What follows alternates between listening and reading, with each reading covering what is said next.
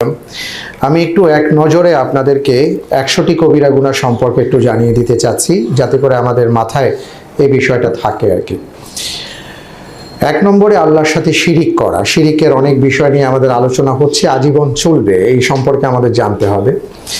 এরপরে হলো নামাজ ছেড়ে দেয়া, পিতামাতার অবাধ্য হওয়া, অন্যায়ভাবে মানুষকে হত্যা করা, পিতামাতাকে অভিশাপ দেয়া অথবা সন্তানকে অভিশাপ দেওয়া, জাদুটোনা করা, এতিমের সম্পদ আত্মসাৎ করা, জিহাদের ময়দান থেকে পালিয়ে যাওয়া এবং সতী সাধবী মুমিন নারীর প্রতি অপবাদ দেয়া, রোজা না রাখা, যাকাত আদায় না করা, ক্ষমতা থাকা সত্ত্বেও হজ আদায় না করা, জাদুর বৈধতায় বিশ্বাস করা, ম্যাজিকে বিশ্বাস করা, প্রতিবেশীকে কষ্ট দেয়া, অহংকার করা, চগলখড়ি করা, ঝগড়া লাগানোর উদ্দেশ্যে অর্থাৎ একজনের কথা আরেকজনের কাছে লাগানো, আত্মহত্যা করা, আত্মীয়তার সম্পর্ক ছিন্ন করা, অবৈধ পথে উপার্জিত অর্থ ভক্ষণ করা, উপকার করে খোটা প্রদান করা, মদ বা নেশাদ্রব্য গ্রহণ করা, মদ প্রস্তুত প্রচারে অংশগ্রহণ করা, জুয়া খেলা, তকদিরকে অস্বীকার করা, অদৃশ্যের খবর জানার দাবি করা, যেটা অনেক সময় অনেক গণকরা করে থাকে আমরা জানি, গণকের কাছে ধর্ণা দেয়া বা গণকের কাছে অদৃশ্যের খবর জানতে চাওয়া।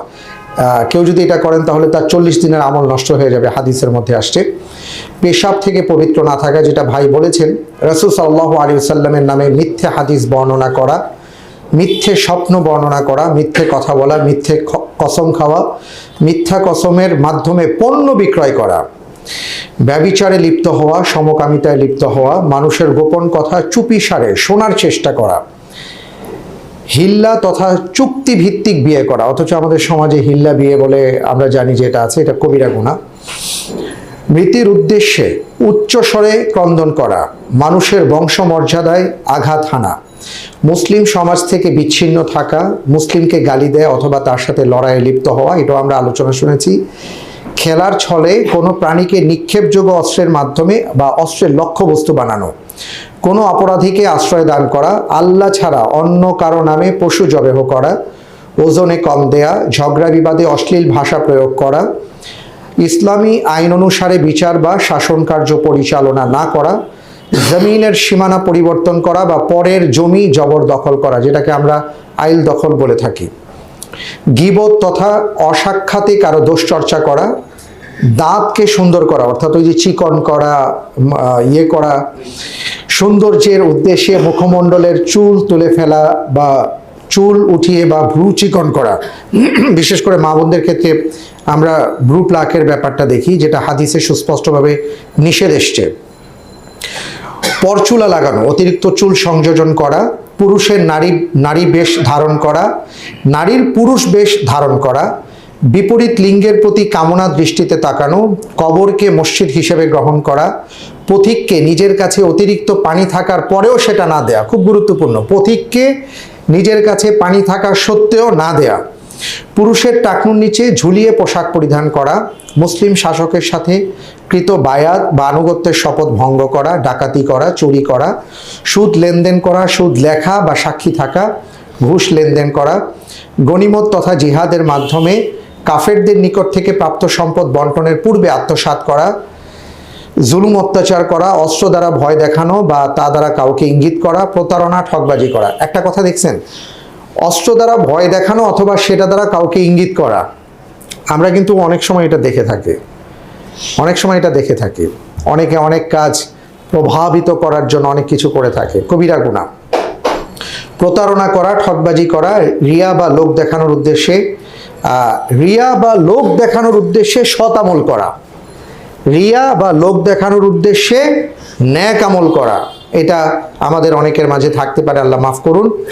স্বর্ণ বা রূপার তৈরি পাত্র ব্যবহার করা, পুরুষের রেশমি পোশাক স্বর্ণ রূপ্য পরিধান করা, সাহাবীগণকে গালি দেয়া, নামাজরত অবস্থায় মুসল্লির সামনে দিয়ে যাওয়া, নামাজরত অবস্থায় মুসল্লির সামনে দিয়ে গমন করা, মনিবের নিকট থেকে কৃতদাসের পলায়ন, ভ্রান্ত মতবাদ, জাহিলি রীতিনীতি অথবা বিদাতের প্রতি আহ্বান করা, পবিত্র মক্কা মদিনায় অপকর্ম দুষ্কৃতি করা, কোনো দুষ্কৃতিকারীকে প্রশ্রয় দেয়া, আল্লাহর ব্যাপারে অনধিকার চর্চা করা, আল্লাহর ব্যাপারে অনধিকার চর্চা করা। অনেক সময় অনেক কথাবার্তায় আমরা এমন সব করে ফেলি যেটা হারাম, আমরা বুঝতেও পারি না। বিনা প্রয়োজনে তালাক দেয়া, বিনা প্রয়োজনে তালাক চাওয়া। যে নারীর প্রতি তার স্বামী অসন্তুষ্ট, যে নারীর প্রতি তার স্বামী অসন্তুষ্ট, স্বামীর অবাধ্য হওয়া, স্ত্রী কর্তৃক স্বামীর অবদানকে অস্বীকার করা। আবারও বলছি, স্ত্রী কর্তৃক স্বামীর অবদানকে অস্বীকার করা, অর্থাৎ তুমি কিছুই করো নাই, 20 বছর বিয়ে হয়েছে, 40 বছর বিয়ে হয়েছে, তুমি কি করছো আমার জন্য, কি দিয়েছো, কিছুই দাও নাই।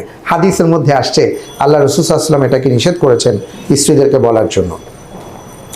স্বামী স্ত্রীর মাঝে বিবাদ সৃষ্টি করা, বেশি বেশি অভিশাপ দেয়া, বিশ্বাসঘাতকতা করা, আমানতের খেয়ানত করা, ঋণ পরিশোধ না করা, বদ মেজাজি, এমন অহংকারী যে উপদেশ গ্রহণ করে না, তাবিজ, কবচ, রিং, সুতা ইত্যাদি ঝুলিয়ে রাখা, পরীক্ষায় নকল করা, অর্থাৎ যে কোনো জিনিস অসৎ উপায় অবলম্বন করা, ভেজাল পণ্য বিক্রয় করা, ইচ্ছাকৃতভাবে জেনে শুনে অন্যায়ভাবে বিচার করা, আল্লাহর বিধান ব্যতিরেকে বিচার ফয়সালা করা, দুনিয়া কামানোর উদ্দেশ্যে দ্বীনি এলেম অর্জন করা, কোনো ইলম সম্পর্কে জিজ্ঞেস করা হলে জানা সত্ত্বেও সেটা গোপন করা, কবিরা গুনাহ। নিজের পিতা ছাড়া অন্যকে পিতা বলে দাবি করা, যেটা ভাই বলেছেন, আল্লাহর রাস্তায় বাধা দেয়া। এই 100টি বিষয় আমি আজকে আপনাদের সামনে খুব সংক্ষিপ্তভাবে তুলে ধরলাম। আল্লাহ রাব্বুল আলামিন আমাদের সবাইকে যাবতীয় কবিরা গুনাহ বা কাবায়ের থেকে হিফাজতে রাখুন। আল্লাহ সুবহানাহু ওয়া তাআলা বলেছেন, ইন তাজতানিবু কাবাইরা মা তুনহাউনা আনহু নুকাফিরকুম আনকুম সাইয়্যাতিকুম ওয়া নুদখিলাকুম মুদখালান কারীমা। তোমরা যদি বড় অপরাধগুলো থেকে নিজেদেরকে বাঁচিয়ে রাখতে পারো, তাহলে আমি তোমাদেরকে এমন একটি সম্মানিত ঘরে প্রবেশ করাবো, সেখান থেকে আর কোনোদিন তোমরা বের হবে না। সুবহানাল্লাহি ওয়া বিহামদিহি।